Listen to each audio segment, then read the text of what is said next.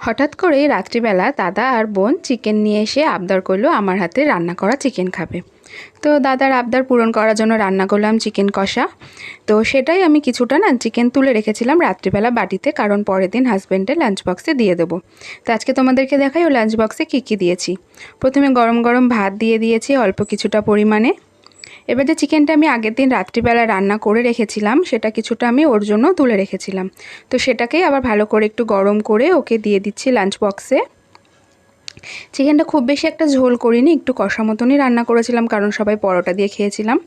তার সঙ্গে দিয়ে দিয়েছি একটুখানি ভেন্ডি ভাজা, ছোট ছোট টুকরো করে ভেন্ডিটা কেটেছি, জাস্ট নুন হলুদ আর একটু সামান্য লঙ্কার গুঁড়ো দিয়ে।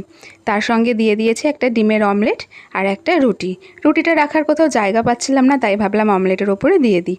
তো এই ছিল আজকে আমার হাজব্যান্ডের লাঞ্চ বক্স। তোমাদের কেমন লাগলো আমাকে জানিও, যদি ভালো লাগে তাহলে একটু লাইক করে দিও।